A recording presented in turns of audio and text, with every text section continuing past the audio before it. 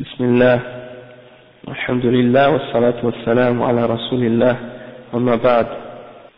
Ok, donc aujourd'hui c'est le dars numéro 11 dans la Aqidatul Wasitiyya du Cheikh l'Islam Ibn Taymiyyah, et on est arrivé au chapitre où il dit Dhikru Rida Allah wa ghadabihi wa sakhatihi wa karahiyatihi fi al-Qur'an al-Karim wa annahu muntasifun bidhalik.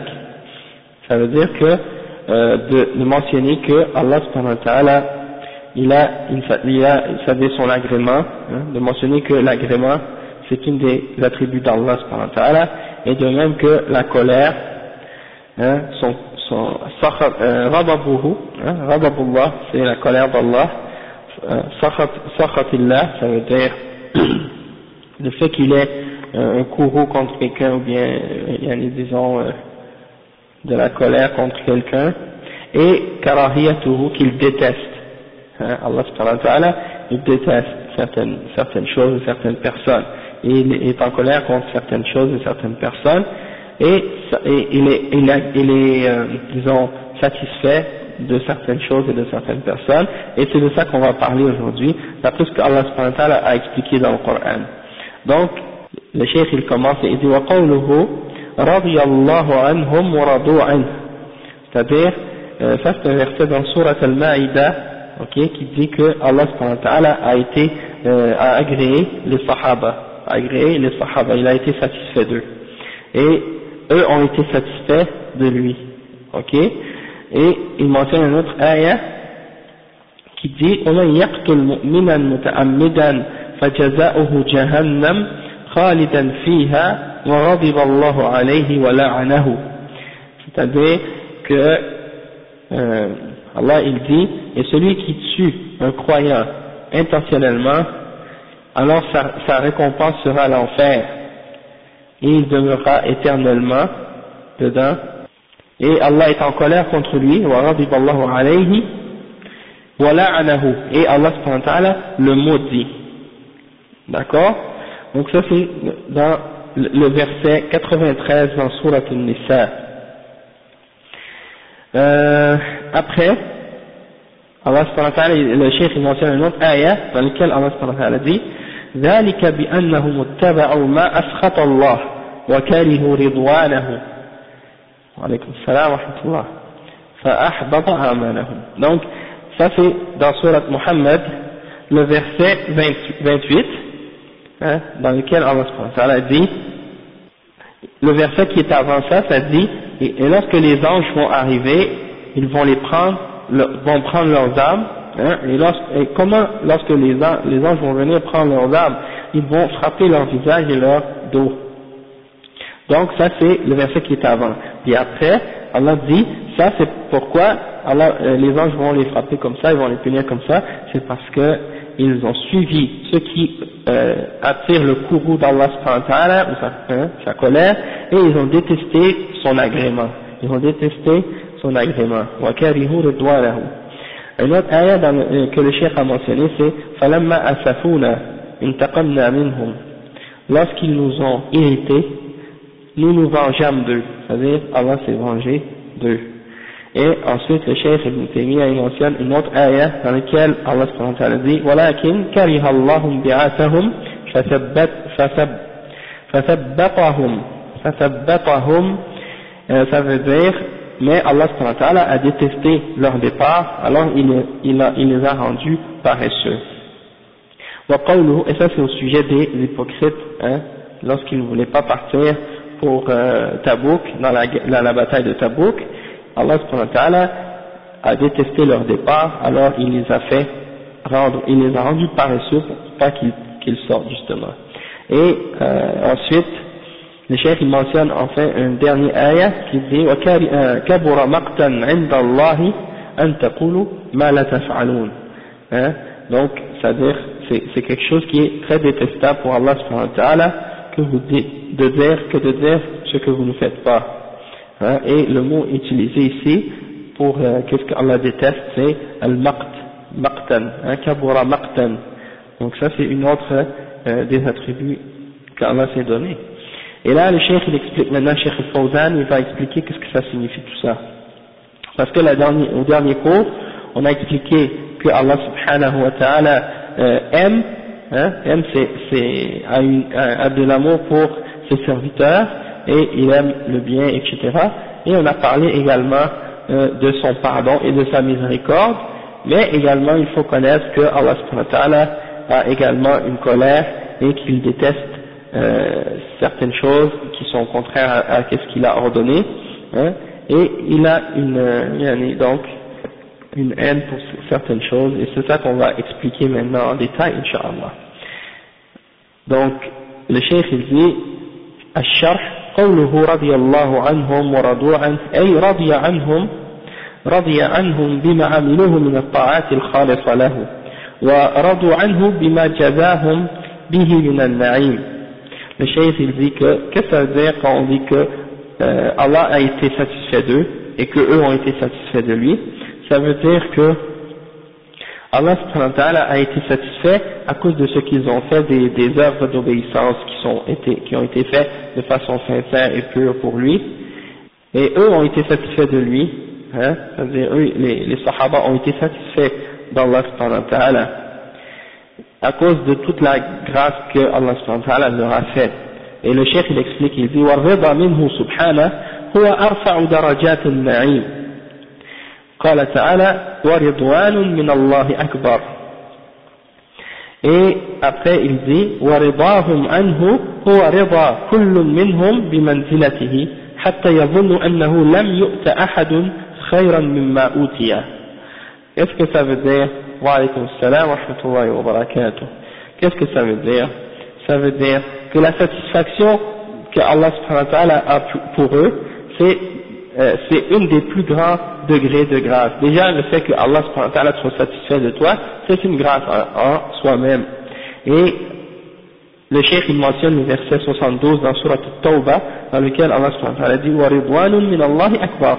C'est-à-dire, il n'y a rien de plus grand que la satisfaction d'Allah subhanahu wa ta'ala. D'accord? Et ensuite il dit, et eux, leur satisfaction vis-à-vis d'Allah subhanahu wa ta'ala, du fait qu'ils sont satisfaits d'Allah, qu'est-ce que ça signifie? Ça signifie que chacun d'entre eux est satisfait du niveau ou du degré dans lequel Allah subhanahu wa ta'ala l'a placé. Ok? Donc par exemple, le cheikh il dit, chacun d'entre eux, dans le paradis, il s'imagine que personne d'autre a reçu plus que lui, et personne d'autre est à un niveau plus élevé que lui.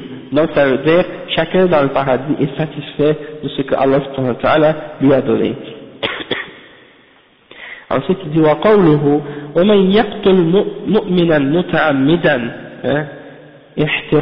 احترز بقوله مؤمنا عن قتل الكافر وبقوله متعمدا عن قتل الخطأ. Donc le cheikh il dit que Allah a spécifié dans ce verset là celui qui a tué un mu'min comme si contrairement à le fait de tuer un kafir, il y a une différence entre les deux, et muta'ammidan, c'est-à-dire de le faire intentionnellement. Donc celui qui tue quelqu'un par erreur, c'est pas la même chose que quelqu'un qui tue quelqu'un consciemment. Et le cheikh il dit wal muta'ammid huwa alladhi yaqsudu man ya'maluhu adamiyan ma'suman fayaqtulahu bima yaghlibu ala dhanni mawtahu bihi. Donc le cheikh il dit que de tuer quelqu'un intentionnellement, qu'est-ce que ça veut dire? C'est comme on dit prémédité, un meurtre prémédité, quelque chose comme ça.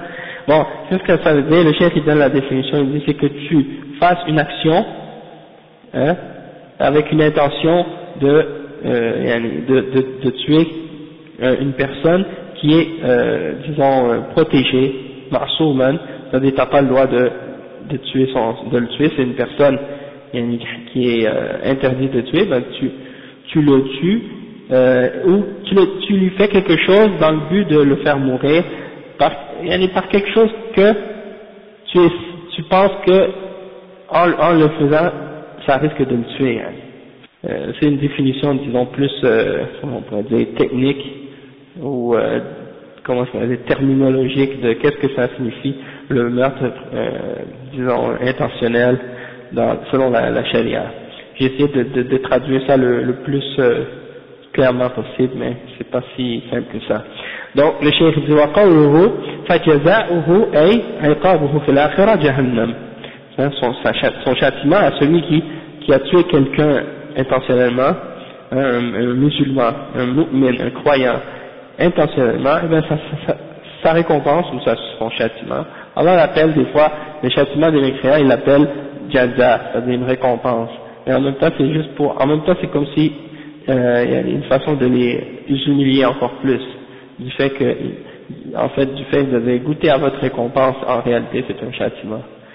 Il l'appelle châtiment pour les faire sentir encore plus l'humiliation du fait que c'est une punition de sa part. Donc c'est la rétribution de qu'est-ce qu'ils ont fait, c'est dans l'au-delà, la rétribution c'est l'enfer, Jahannam. Wa alaykum salam wa rahmatullahi wa barakatuh. Et le chef dit tabaqatun min tabaqatin nar. Jahannam c'est un degré parmi les degrés de l'enfer. Khalidan fiha, ils y demeureront éternellement. Ay muqiman fi jahannam wal khulud huwa al maks at-tawil, huwa al maks at-tawil. Al khulud, qu'est-ce que ça veut dire? Quand on a dit khalidan fiha, ça veut dire qu'ils vont y demeurer une durée de temps très très très longue en fait. C'est ça que ça veut dire. Et wa ghadiba Allahu alayhim, et Allah est en colère contre eux. معطوف على مقدر دل عليه السياق أي جعل جزاءه جهنم وغضب عليه, c'est-à-dire Allah est en colère contre lui, c'est-à-dire il va lui donner comme châtiment l'enfer et en plus il est en colère contre lui, il est en colère contre lui. ولعنه أي طرده عن رحمته واللعن هو الطرد والإبعاد عن رحمة الله, et il l'a maudit. Et la malédiction, qu'est-ce que ça implique, qu'est-ce que ça signifie? Ça veut dire d'éloigner quelqu'un de la miséricorde d'Allah subhanahu wa ta'ala. Après le cheikh dit taqsub alladhina yukafiruna. Ok, comme le frère il me rappelle, c'est qu'il y en a des gens qui essaient d'utiliser cette ayah pour essayer de dire que quelqu'un qui fait un péché, il va rester en enfer pour l'éternité, mais on explique que en réalité le fait de commettre un meurtre ou de tuer, c'est un des plus grands péchés dans l'islam, ça fait partie des kaba'ir, et celui qui meurt avec ce péché-là par exemple, ça ne veut pas dire qu'il est kafir, on ne dit pas qu'il est en dehors de l'islam, c'est un musulman, sauf que c'est un pécheur, et il est sous la volonté d'Allah subhanahu wa ta'ala. Si Allah veut, il va lui pardonner, et si Allah il veut le châtier, il va le châtier par sa justice. C'est-à-dire que la personne qui meurt sans se repentir de ce péché-là, il n'est pas en dehors de l'islam et il est sous la volonté d'Allah. Et si Allah décide de le châtier dans l'enfer, il ne va pas demeurer éternellement dans l'enfer tant qu'il n'a pas commis le shirk, tant qu'il n'a pas associé rien avec Allah. C'est juste un péché qu'il a fait, un parmi les grands péchés qui lui mérite ce châtiment-là. Mais certains parmi les Khawarij ont essayé d'utiliser ce verset-là pour essayer d'essayer de justifier que les gens qui font des péchés vont demeurer en enfer éternellement. Mais comme le cheikh a expliqué que Khalidan fiha, ça peut vouloir dire éternellement quand ça concerne les kuffars et les mushrikines, mais ça peut également vouloir dire une très longue durée de temps si ça concerne un croyant ou un musulman qui est pécheur, qui a fait des péchés, d'accord? C'est juste pour donner ce point-là, pour clarifier, juste pour que ce soit pas trop ambigu. Ensuite, le cheikh il dit وقوله ذلك بأنهم أي ذكر في الآية قبلها من شدة توفي الملائكة للكفار من أجل أنهم اتبعوا ما أسخط الله من الانهماك في المعاصي والشهوات المحرمة وكرهوا رضوانه أي كرهوا ما يرضيه من الإيمان والأعمال الصالحة. وقوله فلما après le cheikh il dit donc le verset qu'on a mentionné dans Surat Muhammad qui dit et ça c'est parce que ils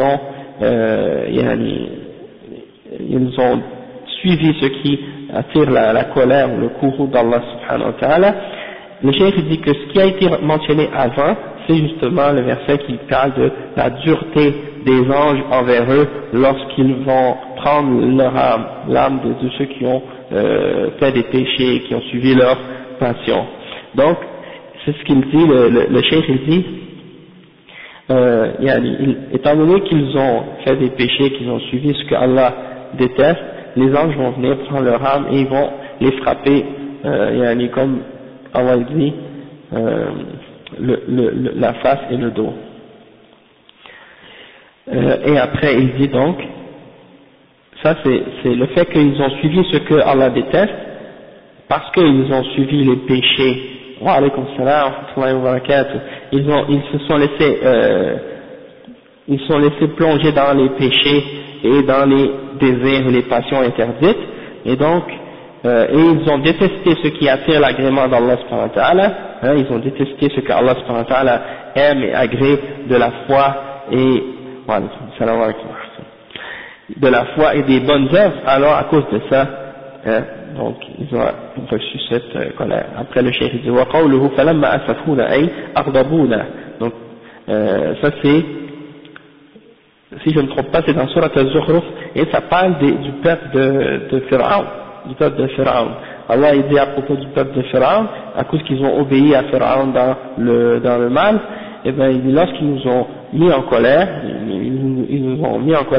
nous nous sommes vengés d'eux, intaqamna minhum, c'est-à-dire on les a châtiés. Le cheikh dit ay aqabnahum wal intiqam huwa ashaddu al-uquba. Wa alaykum salam wa rahmatullahi wa barakatuh. Donc on les a châtiés, et donc il s'est vengé d'eux en les châtiant du plus dur châtiment. Après le cheikh il dit وقوله ولكن كره الله انبعاثهم أي أبغض الله خروجهم معكم للغزو فثبطهم أي حبسهم عن الخروج معك وخذلهم قضاء وقدرا وإن كان قد أمرهم بالغزو شرعا وأقدرهم عليه حسا ولكنه لم يعنهم عليه لحكمة يعلمها وقد بينها في الآية التي بعدها في قوله لو خرجوا فيكم ما زادكم إلا خبالا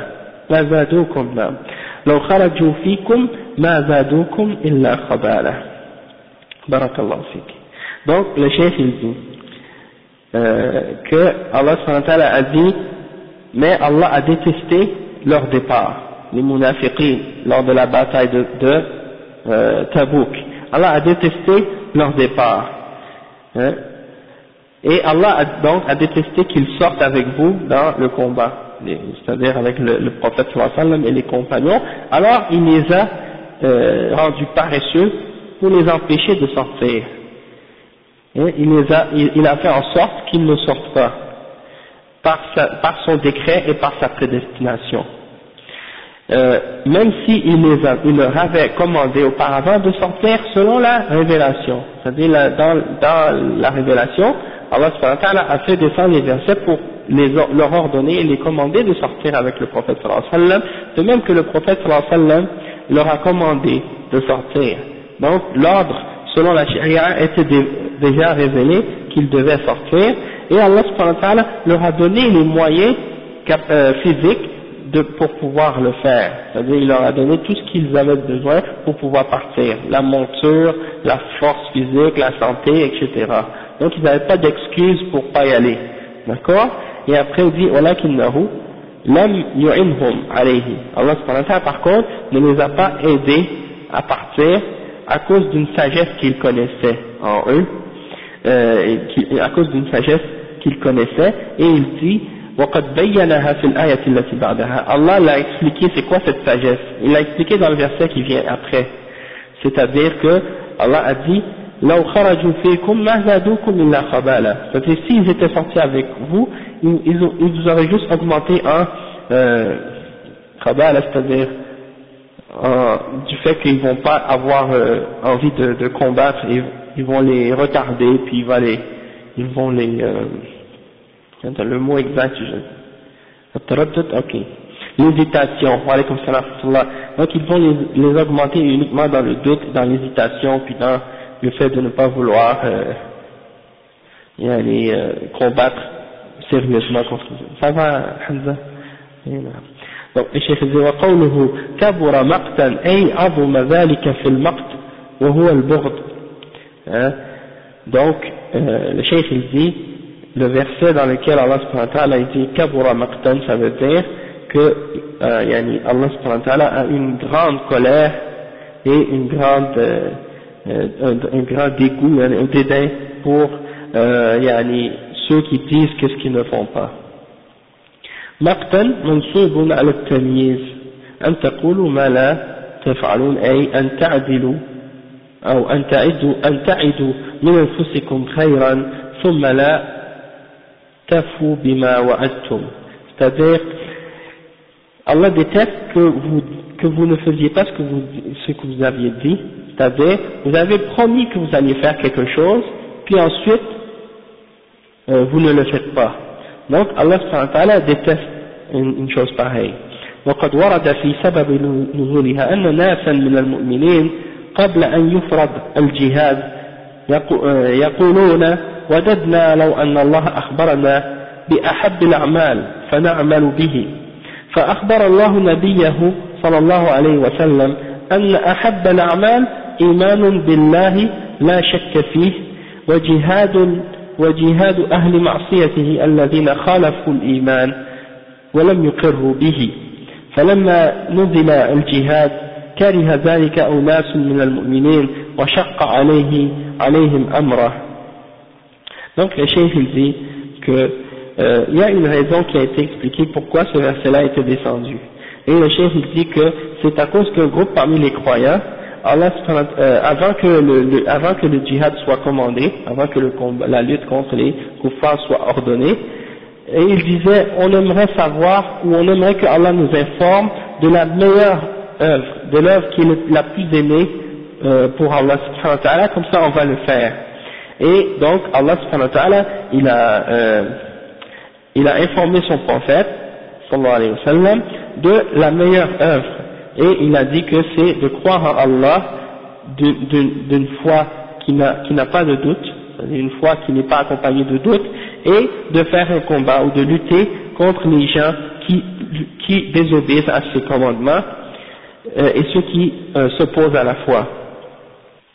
C'est ça. Et donc le chef il dit par la suite, Allah subhanahu wa ta'ala, lorsqu'il a fait descendre le verset qui parle du djihad, eh bien certains parmi les croyants ont eu une sorte où ils n'ont pas aimé cet ordre-là. Et ils ont trouvé que c'était dur, ces commandements-là. Alors, Allah subhanahu wa ta'ala a dit, Ya ayyuhalladhina amanu, lima taquluna ma la taf'alun. Pourquoi, les croyants, pourquoi vous dites quelque chose puis vous ne le faites pas, hein? Donc c'est comme si vous avez contredit votre parole. Après, le cheikh dit الشاهد من الآيات أن فيها وصف الله بالبغض والرضا واللعن والانتقام والكراهية والأسف والمقت، وهذه كلها من صفات الأفعال التي يفعلها الله أو يفعلها جل وعلا متى شاء إذا شاء وكيف شاء، وأهل السنة يثبتون ذلك لله كما أثبته لنفسه على ما يليق بجلاله. Donc, alhamdulillah, le cheikh il dit quoi? Il dit que ça c'est les descriptions qu'Allah subhanahu wa ta'ala a données de lui-même à son sujet. Il se décrit comme ayant une colère, une satisfaction, un agrément, hein, et il a décrit que également il a une malédiction, il peut maudire, et il a également il peut se venger, également il peut détester certaines choses, hein, ou certaines personnes, et s'irriter contre certains, et également détester quelque chose ou être en colère contre quelque chose ou quelqu'un. Donc tous ces attributs-là font partie des attributs qu'on appelle sifatul af'al, c'est-à-dire des attributs qui font partie des actions d'Allah subhanahu wa ta'ala. Donc le cheikh il dit que Allah subhanahu wa ta'ala il fait ces actions-là quand il veut, hein, mata sha, idha sha, lorsqu'il le veut, et comme il veut. Ces actions-là, il les fait quand il veut, lorsqu'il veut, et comme il veut. Ok? Wa ahl sunnah yuthbituna dhalik. Et les gens de ahl sunnah wal jama'a, nous on affirme ces attributs-là. Comme Allah se les attribué pour lui-même, comme cela convient à sa majesté, sans faire de ressemblance entre Allah et sa création, hein, parce que la colère d'Allah, il faut juste comprendre que la colère d'Allah, c'est pas comparable à la colère des créatures, hein, que par exemple la satisfaction d'Allah n'est pas pareille à la satisfaction des créatures, parce que Allah a dit laysa kamithlihi shay, il n'y a rien qui lui ressemble. Mais on le nie pas, on nie pas cet attribut-là. On fait pas de ressemblance entre Allah et sa création, mais en même temps on ne nie pas l'attribut. Ni directement, en la niant complètement, en disant non, Allah n'a pas ces attributs-là, et ni en la niant indirectement, comme certains peuvent faire, comme les Asha'ira et d'autres, parmi les gens de Bid'ah, hein, comme les Ahbash, qui disent qu'ils le nient indirectement, en essayant de chercher à ces attributs-là une autre signification. Par exemple, ils disent que ces attributs-là signifient la volonté. Hein, la volonté. Et nous on leur dit, il y a une différence entre la volonté et ces attributs-là, et ça fait partie des attributs des actions, et il faut les affirmer. Et sinon, si l'on dit, ruh, hein, get out of here, comme l'imam Malik a dit, ukhruj, hein, il y avait ça, à la personne qui demandait à propos de comment Allah s'est élevé au-delà du trône. Bon, maintenant on arrive à un autre chapitre, un autre point, dans lequel Allah subhanahu wa ta'ala dit, donc en premier on va expliquer le titre de ce chapitre. Le titre c'est quoi? C'est Maji'ullah subhanahu li fasl al-qada bayna ibadihi ala ma yaliqu bi jalalihi. Donc maintenant on explique une autre parmi les attributs des actions d'Allah subhanahu wa ta'ala, et c'est-à-dire que c'est la venue d'Allah subhanahu wa ta'ala au jugement dernier pour établir le jugement, hein, pour juger entre ses serviteurs, et on affirme ça de la manière qui convient à Allah subhanahu wa ta'ala. Ok? Donc Allah nous a informé dans plusieurs versets dans le Coran qu'il viendra au jugement dernier pour juger entre les serviteurs. Donc il faut croire en ça, tel qu'il l'a dit. Et il mentionne, Cheikh al-Islam ibn Taymiyyah mentionne une série de versets pour prouver ce point-là. Il dit, par exemple, وَقَوْلُهُ تَعَالَى هَلْ يَنْظُرُونَ إِلَّا أَنْ يَأْتِيَهُمُ اللَّهُ فِي ظُلَلٍ مِنَ الْغَمَامِ وَالْمَلَائِكَةُ وَقُضِيَ الْأَمْرُ. Hein? Ça c'est le verset 210 dans Surat al-Baqarah. C'est-à-dire, est-ce qu'ils attendent, excepté que Allah subhanahu wa ta'ala leur vienne à l'ombre des nuées, ainsi que les anges, et toute chose sera décrétée, hein, tout commandement, le commandement sera établi ce jour-là, et le jugement sera décrété. Ça c'est dans Surat Al-Baqarah, comme j'ai dit, le verset 210. Donc on voit ici que Allah dit an ya'tiyahum al-ityan. Ça c'est une des attributs qu'Allah s'est donné, qu'il va venir. Hein? Ityan, ya'tiyahum, Allah. Ok? Un autre verset qui est mentionné, هل ينظرون إلا أن يأتيهم الملائكة هل ينظرون إلا أن تأتيهم الملائكة أو يأتي ربك أو يأتي بعض آيات ربك يوم يأتي بعض آيات ربك pardon. Donc le chef il dit, n'attendent-ils autre chose que Allah subhanahu wa ta'ala, n'attendent-ils autre chose excepté que les anges leur viennent, ou que leur Seigneur leur vienne, ou que leur viennent certains des signes de leur Seigneur, le jour où leur viendra certains signes de leur Seigneur. Donc ça c'est le verset 158 dans Surat Al-An'am. Et dans ce verset, on voit que Allah mentionne « Aw ya'ti rabbuk » ou que ton Seigneur vienne. Okay? Et dans un autre verset, et le 3 c'est dans Surat Al-Fajr, le verset 21, كَلَّا إِذَا دُكَّتِ الْأَرْضُ دَكًّا دَكًّا وَجَاءَ رَبُّكَ وَالْمَلَكُ صَفًّا صَفًّا. Ok? Donc là, dans ce verset-là, il y a l'attribut de Al-Majid, c'est-à-dire que Allah subhanahu wa ta'ala, il va venir. Wa alaykum salam wa rahmatullah. Donc le cheikh il dit certes, non, lorsque la terre sera complètement pulvérisée et que ton Seigneur viendra, ainsi que les anges rang par rang. Donc dans ce verset-là, il y a l'attribut que Allah subhanahu wa ta'ala va venir ce jour-là. Ainsi que dans un autre verset que le cheikh a mentionné, qui est le verset 25 dans Surat Al-Furqan, qui dit وَيَوْمَ تَشَقَّقُ السَّمَاءُ بِالْغَمَامِ وَنُزِّلَ الْمَلَائِكَةُ تَنزِيلًا. Et le jour où le ciel sera il sera divisé ou ouvert, le ciel sera ouvert, grand et avec les nuées, et que les anges descendront. Ok, donc ça c'est un verset qui est dans Surat Al-Furqan, le verset 25. De toute façon, on va lire l'explication du cheikh par la suite à ce verset-là pour voir en détail qu'est-ce que ça signifie. Donc le cheikh il dit maintenant, cheikh Al-Fawzan il explique, il dit الشرح هل ينظرون هذه تهديد للكفار التاركين للدخول في السلم أي الإسلام المتبعين لخطوات الشيطان. D'accord? Donc le cheikh dit ça c'est une menace. هل ينظرون, qu'est-ce qu'ils attendent les kuffars? Est-ce qu'ils attendent qu'est-ce qui va suivre dans le verset? Est-ce qu'ils attendent que Allah leur vienne? Donc il dit ça c'est une menace de la part de ceux qui ont abandonné l'entrée dans l'islam, qui ont refusé de suivre l'islam et qui ont suivi les pas du shaitan. Le cheikh il dit معنى ينظرون أي ينتظرون, est-ce qu'ils attendent autre chose?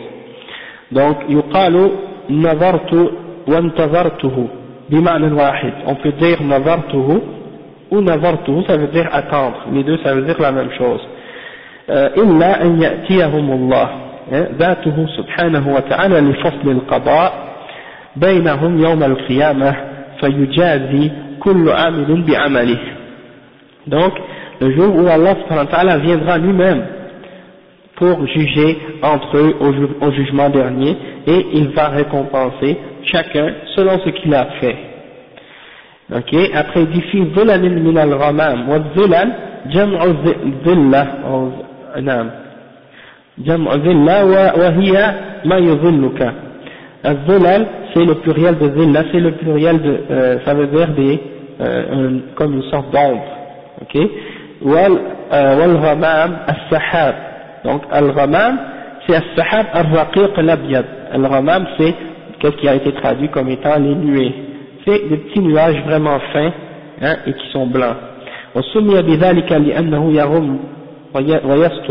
On l'appelle comme ça ghamam parce que ça couvre, ça vient de al-gham. Pardon?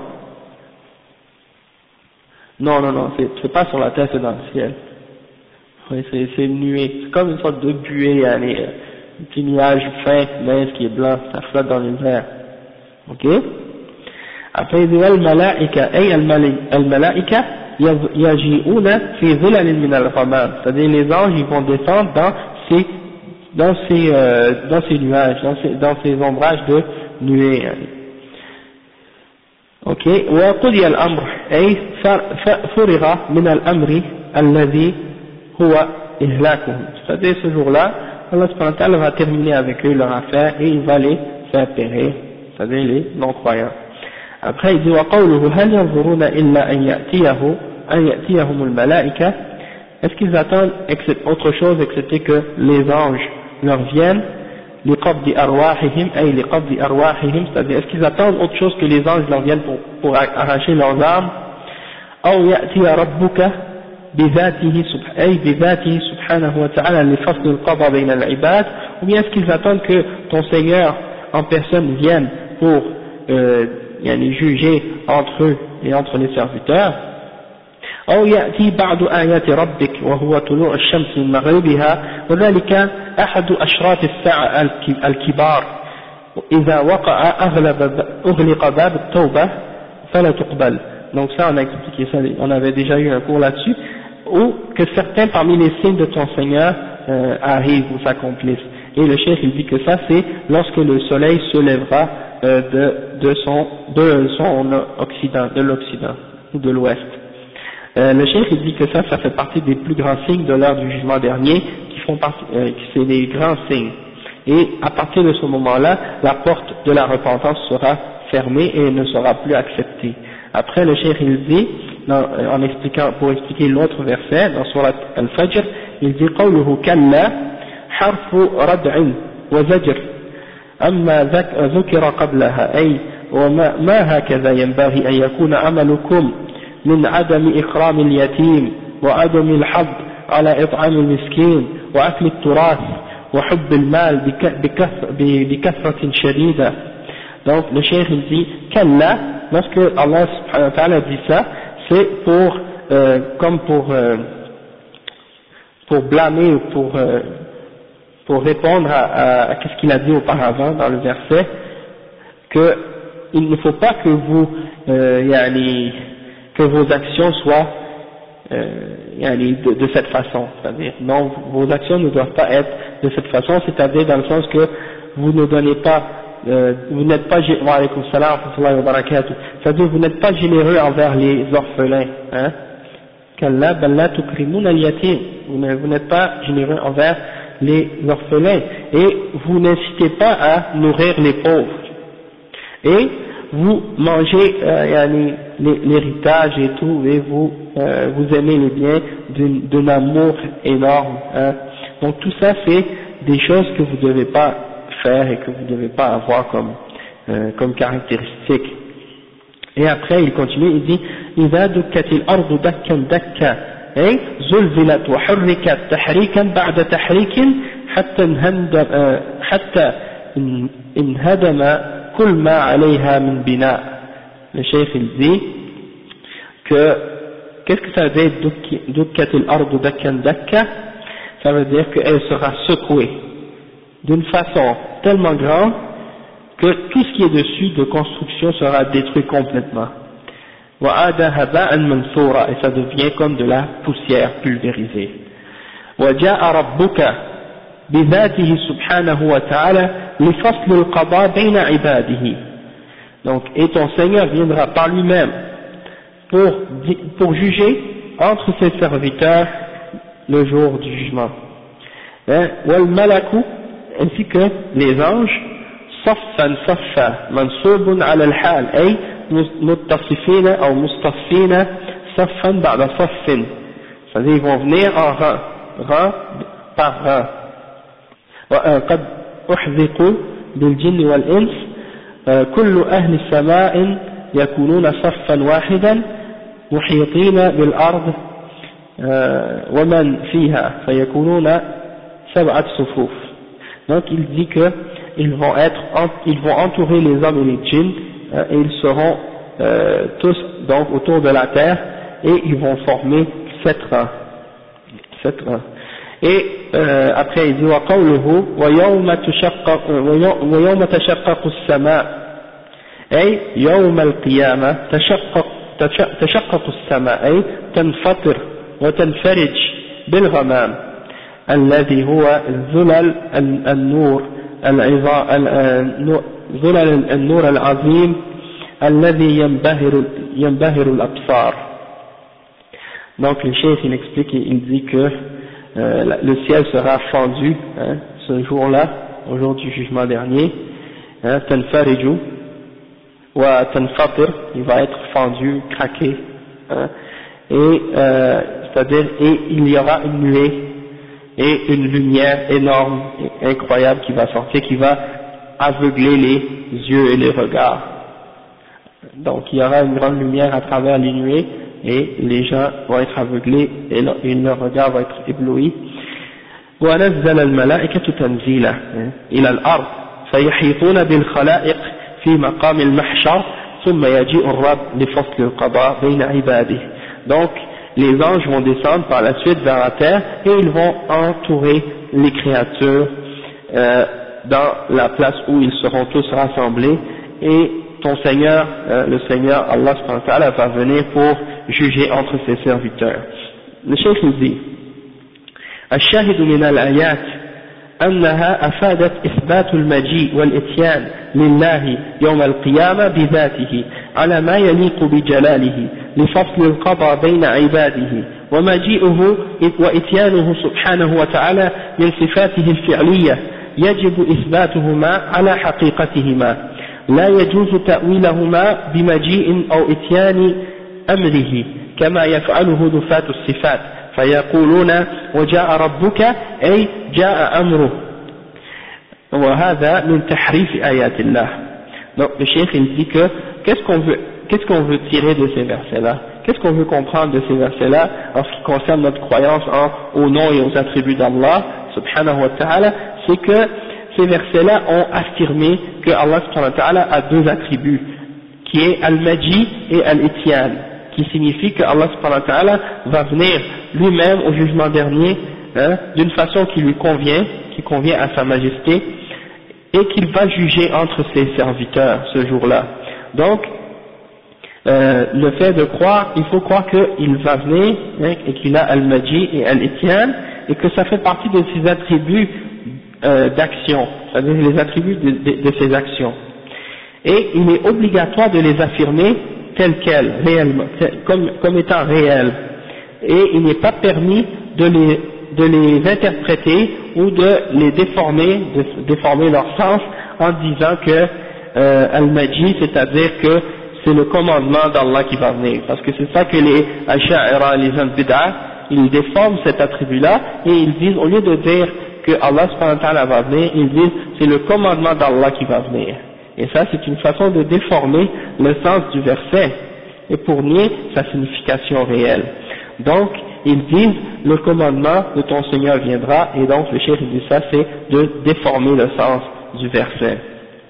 Après le cheikh il dit قال الإمام ابن القيم رحمه الله والإتيان والمجيء المضاف إليه سبحانه نوعان مطلق ومقيد فإذا كان المراد مجيء رحمته أو عذابه ونحو ذلك قيد ذلك بما في الحديث حتى جاء الله بالرحمة والخير. وقوله ولقد جئناهم بكتاب فصلناه على علم والنوع الثاني الاتيان والمجيء المطلق فهذا لا يكون إلا مجيئه سبحانه وتعالى كقوله هل ينظرون إلا أن يأتيهم الله في ظلل من الغمام وقوله وجاء ربك والملك صفا صفا. Donc le cheikh il mentionne les paroles de l'imam Ibn al-Qayyim al-Jawziyya et il dit que al-Ityan ou al-Maji, ces deux attributs-là dont on a parlé, qui signifie que Allah va venir, elles sont de deux catégories. Une qui est mutlaq, qui est absolue, et une qui est muqayyad, c'est-à-dire qui est restreinte. Et c'est-à-dire qu'elle est restreinte par le contexte, par qu'est-ce qui est écrit dans le verset ou dans le hadith. Et le cheikh il dit, donc si on veut dire que c'est la miséricorde ou le châtiment d'Allah qui va venir, eh bien ça c'est limité ou c'est restreint par le texte lui-même. Comme par exemple dans un hadith dans lequel le prophète sallallahu alayhi wa sallam a dit hatta ja'a Allah bir-rahmati wal-khayr, jusqu'à ce que Allah vienne avec la miséricorde et le bien. Donc dans le hadith on voit clairement qu'il y a une limitation du sens de al-Maji, dans le sens que ça s'applique à sa miséricorde ou à un bien. Et il mentionne un autre verset dans lequel Allah subhanahu wa ta'ala il dit وَلَقَدْ جِئْنَاهُمْ, et on leur est venu avec un livre dans lequel on a tout détaillé avec connaissance. Et donc ça c'est détaillé, c'est encore une fois c'est restreint le fait que Allah dit on leur est venu avec un livre, donc c'est spécifié.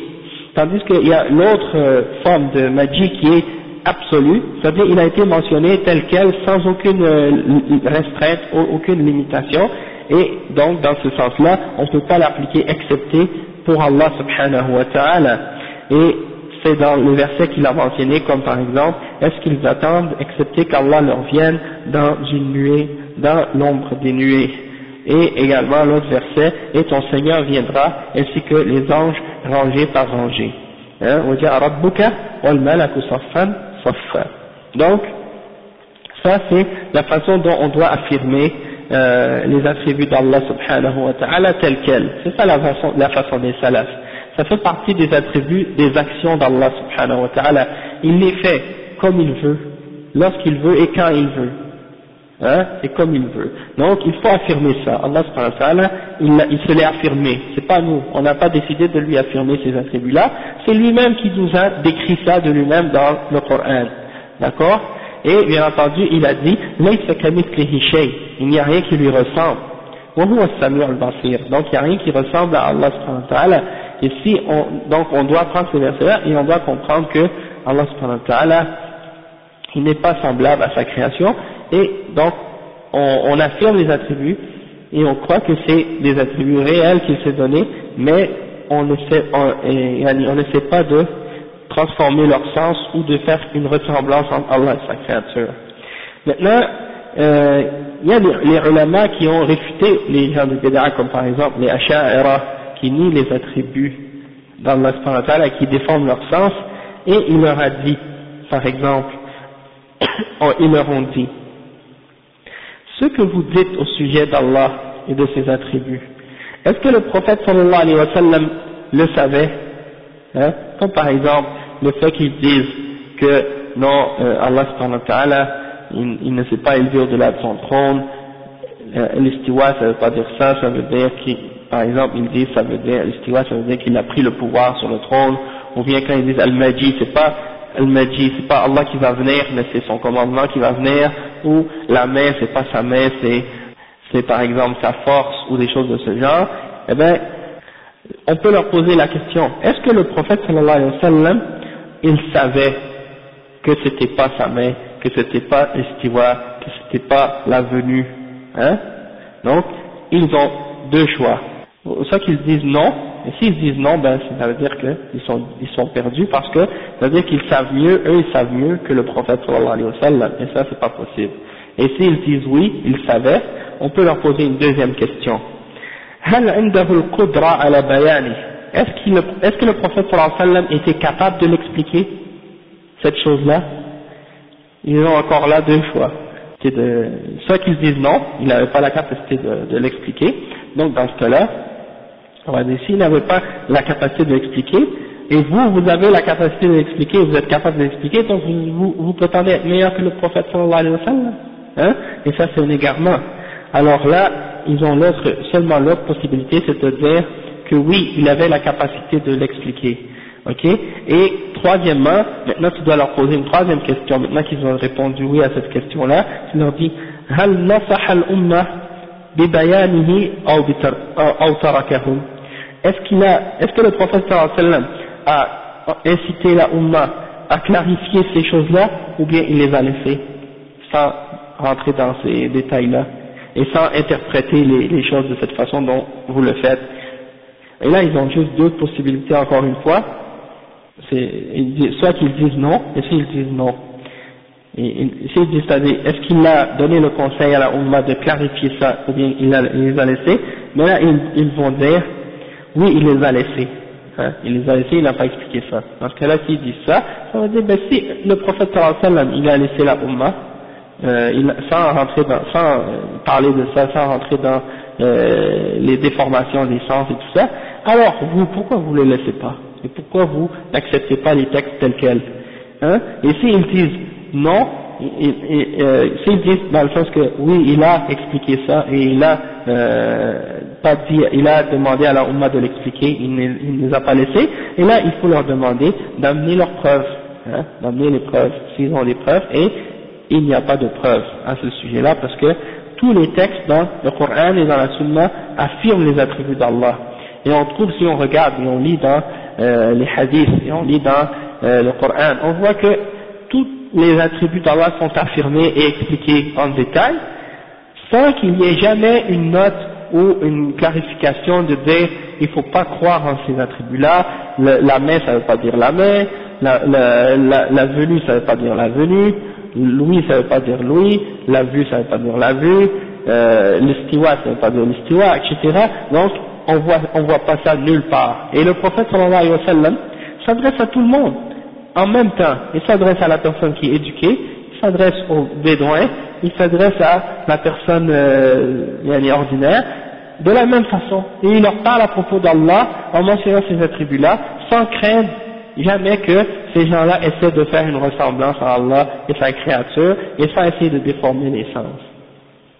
Parce que les gens ont compris, hein, c'est clair, il n'y a rien qui ressemble à Allah, hein, donc il faut affirmer qu'est-ce que Allah s'est affirmé pour lui-même, et c'est ça la voie de Ahl Sunnati wal Jama'a, et ça nous épargne de toutes les bid'ah, les gens de bid'ah qui sont rentrés dans la philosophie et qui ont essayé de nier les attributs d'Allah parce qu'ils se sont basés sur la philosophie ou la logique grecque ou d'autres principes étrangers à l'islam. Et ces gens-là qu'on appelle Ahlul Kalam, c'est des gens qui ont amené beaucoup de fitna dans la Ummah et qui ont causé beaucoup de divisions et beaucoup de problèmes à cause de justement toutes ces discussions philosophiques-là au sujet d'Allah subhanahu wa ta'ala. Ensuite, on rentre dans un autre chapitre qui est Isbatul Wajh Lillahi subhanahu wa ta'ala, c'est-à-dire d'affirmer le visage d'Allah subhanahu wa ta'ala. Cheikh il dit وقوله ويبقى وجه ربك ذو الجلال والإكرام, et ça c'est le verset 27 dans Surat Ar-Rahman, et ensuite le Cheikh il mentionne une autre ayah qui dit كل شيء هالك إلا وجهه, ça c'est le verset 88 dans Surat Al-Qasas. Ça veut dire toute chose va périr excepté son visage, le visage d'Allah subhanahu wa ta'ala. Donc le sharh, dans l'explication de Cheikh Al-Fawzan, il dit ويبقى وجه ربك هذه الآية جاءت بعد قوله كل من عليها فان, ويخبر تعالى أن جميع أهل الأرض سيذهبون ويموتون ولا يبقى أحد سوى وجهه الكريم فإن الرب سبحانه وتعالى لا يموت بل هو الحي الذي لا يموت أبدا. Donc c'est-à-dire le visage de ton Seigneur va demeurer, hein, ça vient après le verset qui dit auparavant kullu man alayha fan, tous ceux qui sont sur la terre vont périr, mais le visage de ton Seigneur va demeurer, hein, celui qui possède la majesté et la noblesse, la grande noblesse. Donc ça c'est clair. Et après le Cheikh il dit, Allah subhanahu wa ta'ala nous informe dans ce verset-là que tous les gens sur la terre vont partir, vont périr, vont mourir, et c'est uniquement le visage noble d'Allah subhanahu wa ta'ala qui va demeurer, parce que Allah subhanahu wa ta'ala c'est le seul qui ne meurt pas et qui est le vivant qui ne meurt jamais. Après il dit Dhul Jalal ay al-azama wal-kibriya. Dhul Jalal, al-Jalal c'est quoi? La majesté, la grandeur, tous les attributs de grandeur. Wal-ikram المكرم لأنبيائه وعباده الصالحين قيل المستحق أن يكرم عن كل شيء لا يليق به, أو يكرم عن كل شيء لا يليق به. Il dit que l'ikram c'est quoi? C'est celui qui anoblit ses prophètes et ses messagers et les pieux, ses serviteurs pieux, et on dit également c'est celui qui mérite d'être anobli de toute chose qui ne lui convient pas. Hein, ça c'est des explications de ce nom-là d'Allah subhanahu wa ta'ala, ou des caractéristiques de son visage.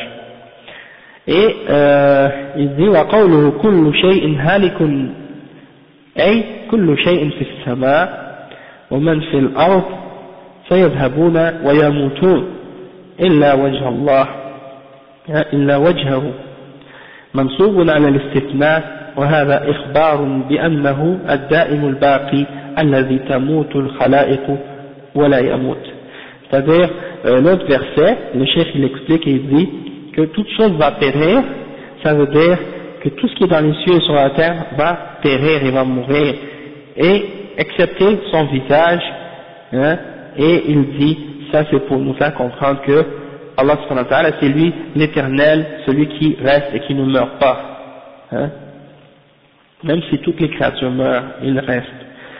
Et le cheikh dit والشاهد من الآيتين أن فيهما إثبات الوجه لله سبحانه وهو من صفاته الذاتية فهو وجه على حقيقته يليق بجلاله ليس كمثله شيء لا كما يزعم المعطلة الصفات معطلة الصفات أن الوجه ليس على حقيقته وإنما المراد به الذات أو الثواب أو الجهة أو غير ذلك. هذه تأويلات باطلة من وجوه. Le cheikh dit qu'est-ce qu'on peut tirer de preuve dans ces versets-là, c'est qu'on doit affirmer que Allah a un visage, puisqu'il nous a dit qu'il a un visage. Et ça fait partie des attributs de son être, des caractéristiques de son être, parce que ça fait partie de lui, c'est son visage. Et c'est une chose qui est réelle, c'est-à-dire il a un visage réel qui convient à sa majesté, à sa grandeur. Et il n'y a rien qui est comparable à lui. Donc on affirme ce visage pour Allah subhanahu wa ta'ala sans croire qu'il y a une ressemblance entre lui et les créatures, contrairement aux mu'attila parmi les jahmiya et les mu'tazila et les asha'ira et les maturidiya qui déforment le sens de ces attributs-là ou qui le nient et qui disent que Allah n'a pas il n'a pas réellement un visage et que c'est symbolique ou que c'est allégorique, ou bien qui disent que en réalité c'est pas son visage mais c'est sa récompense, ou que ça veut dire une direction ou toute autre interprétation fausse de ce genre. Et les preuves que ces interprétations-là sont fausses, le cheikh il dit منها أنه جاء عطف الوجه على الذات كما في الحديث أعوذ بالله العظيم وبوجهه الكريم والعطف يقتضي المغايرة. Le cheikh il dit parmi les preuves c'est que Allah subhanahu wa ta'ala il a affirmé et attribué ce visage-là à son être, dans le sens que ça fait partie de lui. Il a dit de dire dans un dua, je cherche le refuge en Allah le très grand et en son visage noble. Et donc le cheikh il dit que ça prouve que ça fait partie de son être. Et il donne un autre exemple, il dit وَمِنْهَا أَنَّهُ أَضَافَ الْوَجْهِ إِلَى الذَّاتِ فَقَالَ وَجْهُ رَبِّكَ وصف الوجه بقوله ذو الجلال والإكرام. Il a parlé du visage, de son visage en disant que ça fait partie de son être, en disant wajhu rabbika, le visage de ton Seigneur. Et il a également attribué à lui-même en disant Zul Jalali wal Ikram. Il a décrit ce visage comme étant un visage rempli de majesté et de noblesse. Donc لو كان الوجه هو الذات لكان لفظ الوجه في الآية لكان لفظ الوجه في الآية صلة لقال ذو الجلال والإكرام. فلما قال ذو الجلال تبين أنه وصف للوجه لا للذات وأن الوجه صفة للذات. Donc le cheikh il dit si le visage n'était pas une attribut d'Allah subhanahu wa ta'ala et que ça ne faisait pas partie de son être, il n'aurait pas décrit la majesté et la noblesse comme faisant partie des attributs de son visage, mais il aurait décrit comme étant quelque chose séparé ou autre, en disant, au lieu de Zul, il n'aurait pas dit Zul Jalal, il aurait dit Zil Jalali wal Ikram. Donc ça prouve que le visage fait partie de son être et que c'est une de ses attributs. Et le cheikh ici ومنها أنه لا يعرف في لغة أمة من الأمم أن وجه الشيء بمعنى ذاته أو الثواب والوجه في اللغة مستقبل كل شيء لأنه أول ما يواجه منه وهو في كل شيء بحسب ما يضاف إليه. Donc il dit dans la langue on n'a jamais compris que, peu importe dans quelle langue, parmi les langues qu'on utilise, le visage n'est jamais utilisé pour signifier l'être en entier ou bien la récompense. Dans la langue, on ne connaît pas cette signification-là. Quand on parle de la face ou du visage, on ne parle jamais d'une récompense ou bien de l'être de la personne en entier. On parle toujours de ce qui fait face hein, de ce qu'on voit en premier lorsqu'on regarde une personne.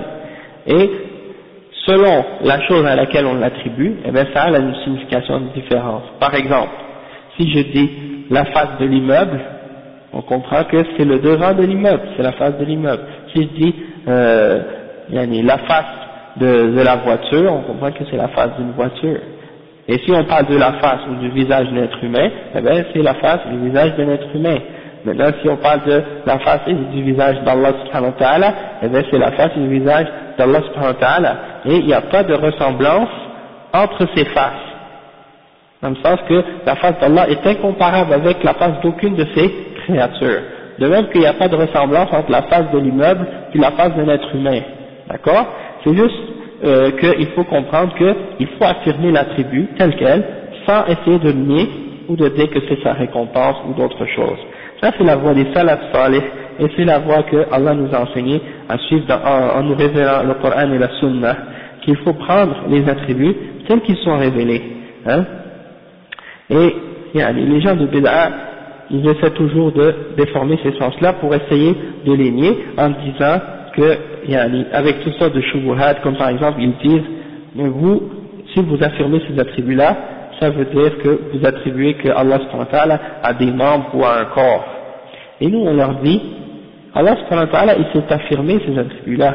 Et donc, peu importe, il n'y a pas de façon possible de le nier. Et si ça ne voulait pas dire qu'est-ce que ça implique, Allah nous l'aurait fait savoir, il nous l'aurait dit. Mais il ne nous a pas déformé les sens, il ne nous a pas changé la signification de ces attributs-là, il nous a seulement ordonné de les accepter et d'y croire tels quels. D'accord? Et c'est ça que les Sahaba ont fait, et c'est ça que les Tabi'in ont fait, et c'est ça que les Tabi'in ont fait. Hein? Donc, personne après peut venir et puis essayer de les déformer. Ceux qui ont dévié à ce sujet-là, c'est ceux qui sont venus par la suite et qui ont été influencés, et qui ont été influencés par les idées des koufars parmi les philosophes, et les gens qui ont été influencés par la philosophie et qui ont essayé de mettre des doutes au sujet d'Allah subhanahu wa ta'ala, au sujet de ces attributs-là. Donc, on va continuer encore. Le cheikh il dit Isbatul yadayn lillahi ta'ala. Donc, quand ils disent, avant de commencer ça, quand ils disent par exemple vous attribuez un corps à Allah, on a déjà expliqué comment répondre à ça, c'est que nous on dit, comme ils disent, vous attribuez un corps à Allah, ils disent vous attribuez un jism à Allah. Et ils disent également, vous faites tashbih, vous faites des ressemblances entre Allah et sa création, parce que vous lui affirmez ces choses-là, et ça fait partie des choses qui sont attribuées aux créatures. Et puis nous on leur dit la même chose, Allah subhanahu wa ta'ala il dit qu'il est al-hayy, il est le vivant, et nous on a une vie, et les animaux ont une vie, même les plantes ont une vie. Sauf que est-ce que notre vie et la vie des créatures sont, la vie des animaux et la vie des insectes et la vie d'Allah sont comparables? Non. Chacun a une vie qui lui convient. La vie d'Allah subhanahu wa ta'ala n'a pas de début, n'a pas de fin. Tandis que notre vie à nous, elle a un début, elle a une fin, et elle n'est pas comparable à celle de notre créateur. Et la même chose pour ces attributs, ce qu'on peut dire pour un attribut, on peut le dire pour tous les autres. Ce qu'on peut dire pour l'être d'Allah subhanahu wa ta'ala, on peut le dire également pour tous ses attributs. C'est-à-dire que, si on peut dire ça pour la vie, on peut le dire pour lui, on peut le dire pour la vue, et on peut également le dire pour les attributs de ses actions, et les attributs qu'il s'est donnés, comme par exemple le visage et les mains, et les autres attributs de ce genre. D'accord? Et on dit le corps, ou le jihad, hein, la direction, ou ces choses-là, comme il dit, ces gens-là, ou la limite, hein, disant vous attribuez à Allah une limite, ou un corps, ou vous faites ressembler à Allah à sa création. Nous on leur répond en disant, ces choses-là que vous utilisez comme ces termes, Allah ne les a pas utilisés lui-même, ni pour le nier, ni pour l'affirmer. Il n'a pas dit j'ai un corps, il n'a pas dit j'ai pas de corps. Donc comment vous pouvez parler à propos d'Allah subhanahu wa ta'ala sans connaissance, hein? Nous on affirme uniquement ce qu'Allah a affirmé, et ce qu'il a nié on le nie, et on se limite à ça. Maintenant si vous affirmez, si vous amenez d'autres termes, d'autres terminologies ou d'autres mots qu'Allah n'a pas utilisés, ni son prophète sallallahu alayhi wa sallam, eh bien nous on s'arrête, on n'entre pas dans ces dans ces explications-là, parce que c'est une déviation, c'est une porte vers l'égarement. Et on dit, qu'est-ce que vous voulez dire par un corps? Est-ce que vous voulez dire que Allah subhanahu wa ta'ala est tel qu'il s'est décrit lui-même, qu'il est au-dessus de sa création, hein, qu'il n'est pas mélangé à sa création et qu'il a les attributs qu'il s'est donnés à lui-même? Si c'est ça que vous voulez dire, on l'accepte.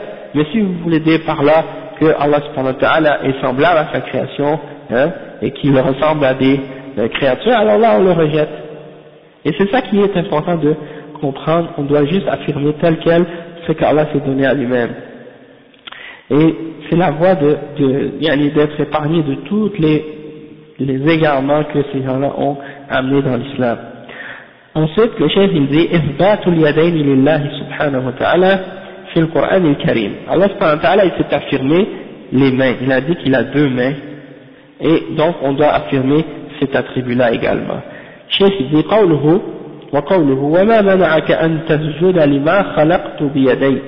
Allah dit au shaitan dans Surat Sad, le verset 75, il dit qu'est-ce qui t'empêche de te prosterner pour ce que j'ai créé avec ma propre main, hein? Donc ça c'est un verset clair. Et après il mentionne un autre verset وقالت اليهود يد الله مغلولة غلت أيديهم ولعنوا بما قالوا بل يداه مبسوطتان ينفق كيف يشاء. Donc ça veut dire, et les Juifs ont dit, certes la main d'Allah est fermée. Leur main a été fermée, c'est leur main à eux qui a été fermée, et ils ont été maudits pour qu'est-ce qu'ils ont dit. Certes, les deux mains d'Allah sont grandes ouvertes, et il distribue ses biens, hein, comme il veut. Yunfiqu kayfa yasha. Le chef il dit, en expliquant ça, Cheikh Al-Fawzan, il dit, الشرح ما منعك أن تسجد الخطاب لإبليس لعنه الله لما امتنع من السجود لآدم عليه السلام أي شيء صرفك وصدك عن السجود لما خلقت بيدي أي باشرت خلقه بيدي من غير واسطة. Donc le cheikh il dit qu'est-ce qui t'a empêché de te prosterner? Ça c'est une parole que Allah adresse à Iblis, que Allah le maudisse, parce qu'il s'est retenu de se prosterner à Adam, que le salut soit sur lui, et Allah lui dit, qu'est-ce qui t'a détourné, et qu'est-ce qui t'a empêché de te prosterner pour qu'est-ce que j'ai créé avec ma propre main, c'est-à-dire, je l'ai créé avec ma main directement, sans aucun intermédiaire. وفي هذا تشريف وتكريم لآدم, et il y a dans ça une forme de noblesse pour Adam, du fait que Allah l'a créé avec sa main directement, sans que ce soit par un intermédiaire, contrairement aux autres créatures. Il dit, après il explique un autre verset qui dit وقوله وقالت اليهود اليهود في الأصل قولهم هدنا إليك. Il dit que l'origine, les Juifs ont dit, et le chef il dit que les Juifs à l'origine ça vient du terme Hudna ilayk, c'est-à-dire on retourne vers toi. Wakana ismu madhin, c'était un mot de louange, une glorification pour eux au début, dans le sens que ça veut dire nous retournons vers toi, nous repentons à toi, nous retournons vers toi. C'est ça qu'ils disent que ça, c'est ça que le cheikh dit que c'est de là que ça vient le terme Yahoud. Après le cheikh dit ثم صار بعد نسخ شريعتهم لازما لهم وإن لم يكن فيه معنى المدح. Et après que leur charia, leur loi a été abrogée, le nom est resté, malgré que la signification de glorification n'est plus applicable pour eux. Après il dit وقيل سموا بذلك نسبة إلى يهوذا ابن يعقوب عليه السلام. Et d'autres ont dit également que on les appelle Yahoud du fait qu'ils sont descendants de Yahuda, Jude, ou Judas, fils de Jacob, alayhi salam. Donc, le cheikh dit Yadullahi maghlula, c'est-à-dire يخبر تعالى عنهم بأنهم وصفوه بأنه بخيل. Ils ont Yadullahi maghlula, c'est-à-dire la main d'Allah est fermée. Et donc, ils ont voulu essayer de dire que Allah subhanahu wa ta'ala est avare, hein, ils ont voulu dire que Allah est chiche, il est avare, il ne veut pas donner de ses biens. كما وصفوه بأنه فقير, hein, parmi eux ils ont dit إن الله فقير ونحن أغنياء. Certains d'entre eux ont dit Allah est pauvre, hein, les juifs ont dit Allah est pauvre, A'udhu billah. Donc ils ont dit Allah est pauvre et nous sommes riches, hein. Après le cheikh il dit لا إنهم يعنون أن يده موثقة. Mais après le cheikh il dit غلت أيديهم, هذا رد عليهم من الله تعالى بما قالوه ومقابلة لهم بما اقترفوه واختلفوه. Allah les a réfutés, hein, et il leur a dit, pour répondre à ce qu'ils avaient inventé et ce qu'ils avaient fabriqué à son sujet, c'est leur main à eux qui a été fermée, hein, c'est eux qui ont été frappés d'avarice, et ça fait partie jusqu'à aujourd'hui de leurs plus grandes caractéristiques aux Juifs. On les connaît comme étant des gens avares, à cause justement de ce qu'Allah les a frappés, hein, de cette caractéristique-là, à cause du fait qu'ils ont attribué ça, ils ont essayé d'attribuer ça à Allah subhanahu wa ta'ala. Et après le cheikh il dit هكذا وقع لهم فإن فيهم من البخل والحسد الشيء الكثير فلا ترى يهوديا إلا وهو من أبخل خلق الله. Subhanallah. Le cheikh il dit, et on voit qu'ils ont réellement cet attribut-là de l'avarice et de la jalousie, qu'ils en ont énormément. Et en fait le cheikh dit tu ne peux pas trouver un juif excepté qu'il fait partie des plus avares parmi les créatures d'Allah subhanahu wa ta'ala.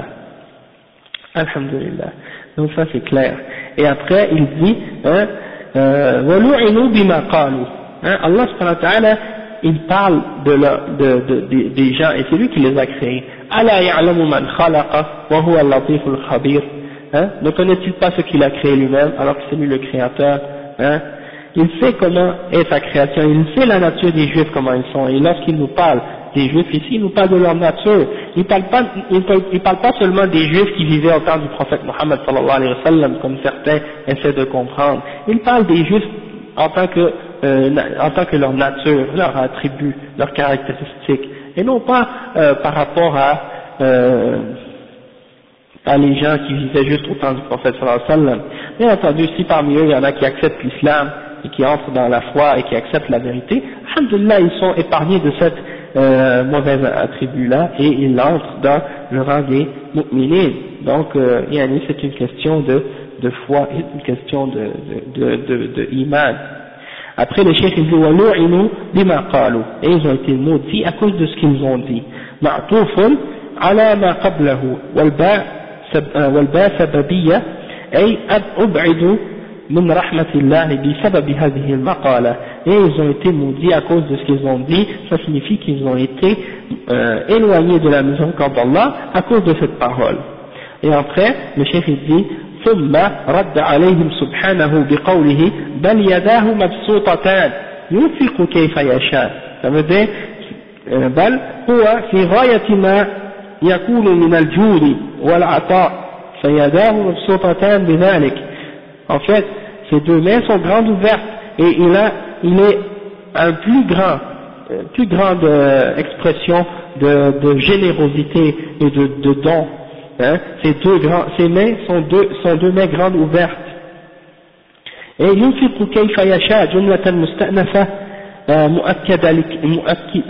مؤكدة لكمال جوده. Et ça c'est une autre phrase que Allah dit ينفق كيف يشاء pour montrer qu'il est généreux d'une façon parfaite. فإنفاقه على ما تقتضيه مشيئته. ينفق كيف يشاء, c'est-à-dire il donne, il attribue ses biens à qui il veut, hein, comme il veut. Ça a rapport avec sa volonté également. C'est pas que il donne n'importe qui à n'importe qui et n'importe quand et n'importe comment. Hein, ينفق كيف يشاء. Hein, il y a une ayah qui dit وَلَوْ بَسَطَ اللَّهُ الرِّزْقَ لِعِبَادِهِ لَبَغَوْا فِي الْأَرْضِ. Si Allah donnait à attribuer à sa création le risque, les subsistances, hein, à toutes ces créatures comme ça, ils auraient transgressé sur la terre. وَلَكِنْ يُنَزِّلُ بِقَدَرٍ مَا يَشَاءُ. Mais il fait descendre par mesure, comme il veut, ouais, il fait descendre selon une mesure, comme il veut. Il ne fait pas descendre tout le bien d'un seul coup. Et on voit que, à travers le temps, les gens découvrent certaines richesses qui n'existaient pas ou qu'ils ne connaissaient pas au début, et comme par exemple le pétrole. Et Allah n'a pas fait connaître le pétrole à des êtres qui vivaient auparavant, il leur a fait connaître par la suite, donc ça montre qu'il fait sortir ses subsistances et ses biens, selon une mesure et d'une façon bien calculée. Après, le cheikh il dit, ثم رد عليهم سبحانه بقوله بل يداه مبسوطتان, on a dit ça, et après il dit فإنفاقه على ما تقتضيه مشيئته فإن شاء وسع وإن شاء ضيق فهو الباسط القابض على ما تقتضيه حكمته. Donc le chef il dit, s'il veut, il ouvre, il donne ses largesses à qui il veut, et s'il veut, il limite sa subsistance à qui il veut, et il est celui qui donne, qui ouvre ses mains et qui ferme sa main. Également, il peut donner à qui il veut selon ce que ça implique, selon sa sagesse, selon sa sagesse. Après le cheikh dit والشاهد من الآيتين الكريمتين أن فيهما إثبات اليدين لله سبحانه وتعالى وأنهما يدان حقيقتان لائقتان بجلاله وعظمته ليستا كيدي المخلوق ليس كمثله شيء. وفي ذلك الرد على من نفى اليدين الحقيقيتين أو الحقيقتين عن الله وزعم أن المراد باليد القدرة أو النعمة وهذا تأويل باطل وتحريف للقرآن الكريم. Donc le cheikh il dit que qu'est-ce qu'on veut sortir de règle de ces versets-là, c'est que ce sont c'est que de ces deux versets, c'est que Allah subhanahu wa ta'ala, il s'est affirmé pour lui-même qu'il a deux mains, et que ces deux mains-là, elles sont deux mains réelles qui satisfaisent et qui conviennent à sa grandeur et à sa majesté, et ce ne sont pas deux mains comme les mains des créatures, ok? Les animaux ont des pattes et les êtres humains ont des mains, et chacun a les mains qui conviennent. Les pattes d'éléphant, c'est pas la même chose que la patte du chien et la patte du canard, c'est pas la même chose que la patte du phoque ou bien d'un autre animal, et la même chose, les êtres humains, on a des mains, et le singe, il a des mains, et chacun a les mains qui lui conviennent, et Allah subhanahu wa ta'ala, donc sa main n'est pas comparable à la main des créatures. Il ne faut pas s'imaginer qu'il y a une ressemblance, parce que Allah subhanahu wa ta'ala, il dit, laysa kamithlihi shay. Et donc, il y a dans ça une réfutation des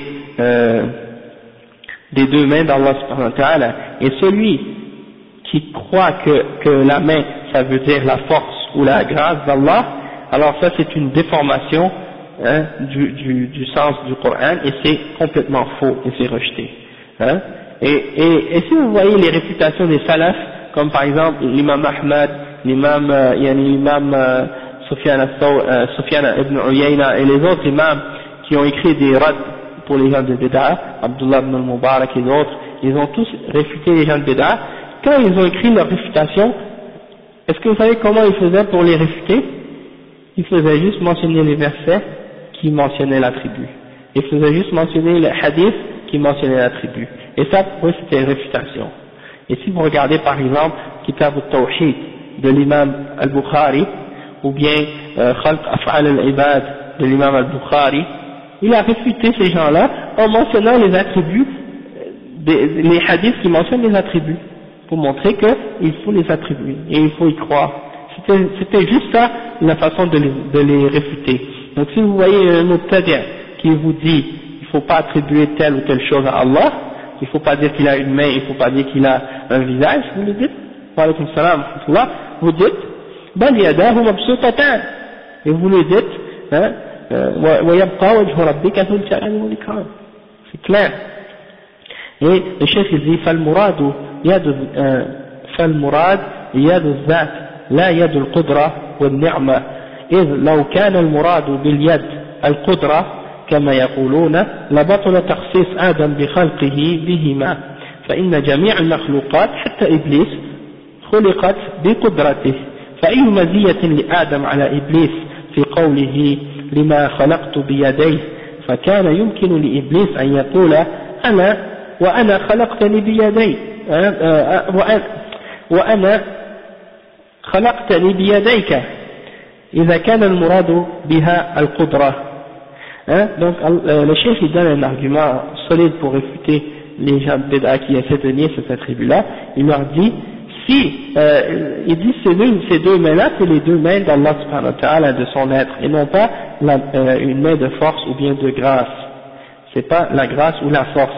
Et la preuve de ça, c'est que si on voulait dire la force, ou la grâce, ou bien la force, dans ce contexte-là, des fois ils disent que c'est Al-Qudra, la force, eh bien, ça voudrait dire que Adam n'avait aucune particularité, aucun privilège du fait que Allah l'a créé par sa force. Allah a dit à Iblis, pourquoi tu ne te prosternes pas à ce que j'ai créé avec ma main?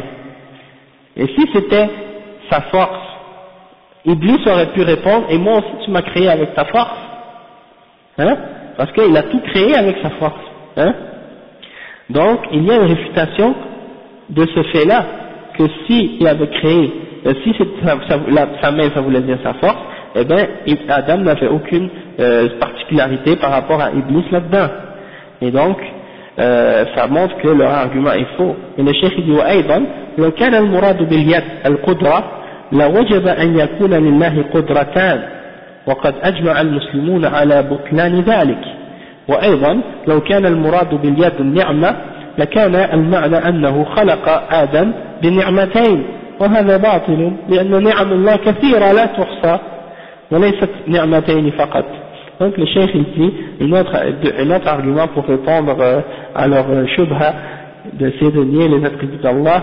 Il dit le cheikh, si on disait que sa main ça veut dire sa force ou sa puissance, eh bien on devrait dire que Dieu a deux puissances. Et il dit tous les musulmans sont d'accord pour dire que ça c'est totalement faux. Allah n'a pas deux puissances, il a une puissance.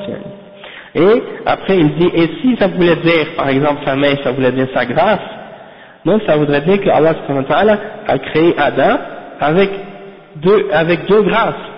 Et on sait que ça c'est faux puisque Allah subhanahu wa ta'ala a beaucoup de grâces et non pas deux seulement. Allah dit wa in ta'uddu ni'matallahi la tuhsuha. Et si vous essayez de calculer la miséricorde d'Allah ou la grâce d'Allah, vous n'êtes pas capable de les compter tellement qu'il y en a. Donc c'est complètement faux parce que donc ça montre qu'il n'y a pas seulement deux ni'ma. Et Allah a parlé de ses mains à la forme de duel, c'est-à-dire en disant deux. Donc ça veut dire que c'est pas une seule main, mais c'est deux mains. Et donc à cause de ça, il faut l'affirmer. Et même dans un hadith, le prophète sallallahu alayhi wa sallam a dit que ces deux mains sont droites. Donc kilta yadayhi yamin. Donc il faut affirmer les mains qu'il s'est attribuées et croire en Allah tel qu'il s'est décrit lui-même. Il ne faut pas essayer d'imaginer avec notre tête à quoi ça ressemble. Il ne faut pas essayer d'imaginer, parce que l'erreur de ces gens-là, des gens de Bid'a, c'est qu'ils ont essayé d'imaginer dans leur tête à quoi pouvait ressembler la main d'Allah subhanahu wa ta'ala. Étant donné qu'ils n'ont pas été capables d'imaginer une main autre que celle des créatures, ils ont essayé de la nier par la suite. Ils ont dit, ça c'est une ressemblance entre Allah et sa créature, donc il faut la renier et la rejeter ou l'interpréter par autre chose. Ils ont fait ça avec tous les attributs d'Allah, qui ont rapport avec soit une lettre d'Allah ou bien avec ses actions. Ils ont dit, ça c'est comme la créature, il faut le nier. Donc on va arrêter ici et on continuera Inch'Allah la semaine prochaine dans notre explication. سبحانك اللهم وبحمدك أشهد أن لا إله إلا أنت أستغفرك وأتوب إليك بارك الله فيكم.